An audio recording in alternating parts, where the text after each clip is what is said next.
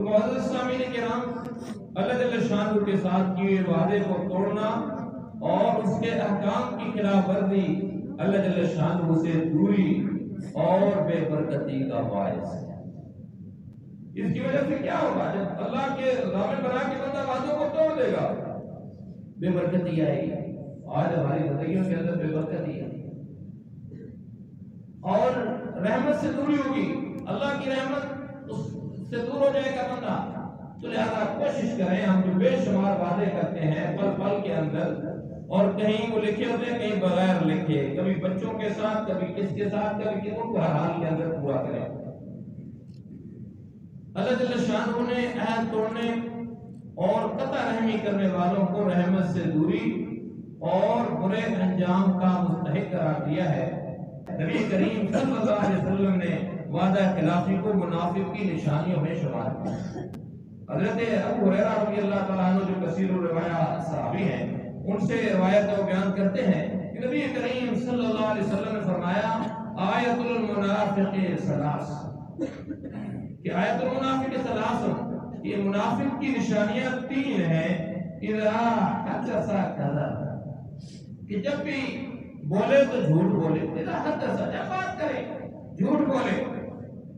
اپنے گریبانوں کے اندر جھانک لیں کہ ہم ایسا تو نہیں کرتے ہیں، اگر ایسا نہیں کرتے ہیں شکر الحمدللہ ایک بیماری ہمارے اندر نہیں پائی جا رہی۔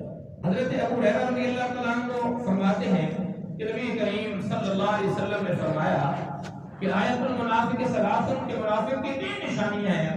ان میں سے پہلی نشانی اذا حدث کذب، کہ جب بھی بولے جھوٹ بولے، اور دوسری نشانی وَإِذَا وَعَدَ أَخْلَفَ، کہ اور جب وعدہ کرے تو اس کا خلاف کرے، اس کو توڑ دے۔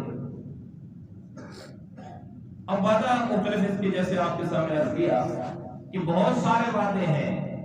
کلمہ پڑھ کے اللہ کے ساتھ وعدہ کیا، نکاح ہوا، گھر والوں کے ساتھ، ایک عورت کے ساتھ، اس کے خاندان کے ساتھ معاہدہ ہوا، سروس کے اندر آئے ایک ادارے کے ساتھ معاہدہ ہوا، سکول کے اندر داخلہ لیا ادھر معاہدہ ہوا، در لیا دوست والوں کے ساتھ، مختلف جو بھی حقوق اور ساری چیزیں۔ تو فرمایا جا رہا ہے کہ وَإِذَا وَعَدَ أَخْلَفَ، کہ جب بھی وعدہ کرے تو اس کا خلاف کرے۔ اب ہم اس میں دیکھیں اپنے آپ کو کہ آیا اس کے اندر کس کیٹیگری میں۔ پھر تیسری صفت بیان کی جا رہی وَإِذَا تُؤْمِنَ خَانَ، کہ جب بھی امانت رکھی جائے تو اس میں خیانت کرے۔ اب تین نشانیاں فرمائی کہ جس کے اندر یہ تین پائی جاتی ہے وہ منافق ہے، اور جس کے اندر نہیں پائی جاتی وہ بچا ہوا، جس کے اندر ایک پائی جاتی ہے اس کے اندر نفاق کی ایک علامت ہے، جس کے اندر دو پائی جاتی ہیں دو ہے۔ اب ہم اپنے گریبانوں کے اندر جھانکیں اور کوشش کریں کہ ہمارے اندر یہ ان میں سے کوئی بھی علامت نہ پائی جائے۔ اللہ ہم سب کی حفاظت فرمائے۔ اگر کوئی شخص کسی مجبوری کی وجہ سے وعدہ پورا کرنے سے قاصر ہو، کوئی واقعہ مجبوری ہو، عذر ہو، تو ایسا شخص عہد کے معاملے میں شرعی طور پر معذور سمجھا جائے گا۔